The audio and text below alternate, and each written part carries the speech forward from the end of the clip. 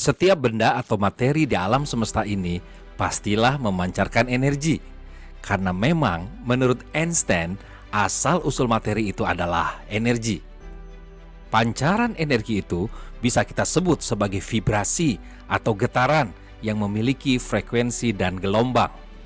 Energi terkait dengan kondisi batiniah atau jiwa, sedangkan materi terkait dengan kondisi lahiriah.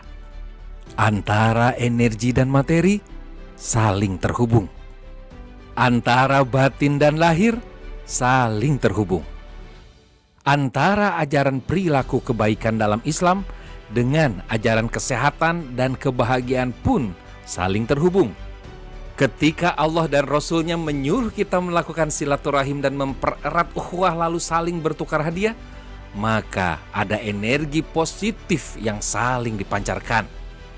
Ternyata ketika kita melakukan hal-hal positif tersebut, maka dari tubuh kita akan keluar hormon endorfin dan serotonin yang membuat tubuh kita rileks dan bernuansa basah. Ketika tubuh dalam keadaan basah, maka berbagai penyakit, bakteri, dan virus akan sulit masuk merusak tubuh. Wajarlah ketika Rasulullah menyampaikan bahwa silaturahim itu akan memanjangkan usia. Karena orang yang rajin silaturahim, maka tubuhnya akan jauh lebih sehat daripada para pemalas, bahkan pemutus silaturahim. Begitu juga bagi Anda yang sering mentraktir teman-teman Anda untuk makan, maka tubuh Anda akan semakin sehat. Hal ini secara sains dapat dipahami bahwa kebahagiaan orang yang Anda traktir, pancaran energi kebahagiaannya langsung kembali kepada Anda. Selain itu, penting kita juga memahami bahwa ada yang namanya olahraga atau lahiriah dan olah jiwa atau batiniah, yang mana kedua hal itu juga harus seimbang sebab saling terhubung. Kalau kita mau mengolah jiwa, maka bisa direfleksikan dari bagaimana cara kita berolahraga. Contoh, ketika kita berlari, maka pertama kali lari 30 menit sudah capek.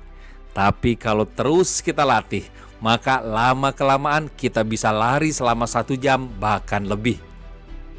Awalnya 30 menit saja sudah sangat capek, tapi lama-kelamaan setelah 1 jam barulah terasa lumayan capek. Artinya daya juang tubuh bertambah, tidak lagi cengeng. Contoh lainnya, ketika kita berlatih kayang yang awalnya mungkin tak sampai 180 derajat sudah terasa sakit, tapi karena kita terus latihan, maka kita menjadi semakin kuat dan lentur. Itulah gambaran dari jiwa kita. Kenapa kita harus terus latihan kehilangan dengan cara bersedekah dan berbagi manfaat kepada sesama, agar kita tak mudah sakit hati kalau suatu saat kita diuji dengan musibah. Allah pun sering melatih jiwa kita dengan menerima kenyataan yang tak sesuai keinginan kita. Hal itu agar jiwa atau batin kita semakin kuat ketika dihina, dijulidin, atau diomongin yang negatif oleh orang-orang yang tidak menyukai kita.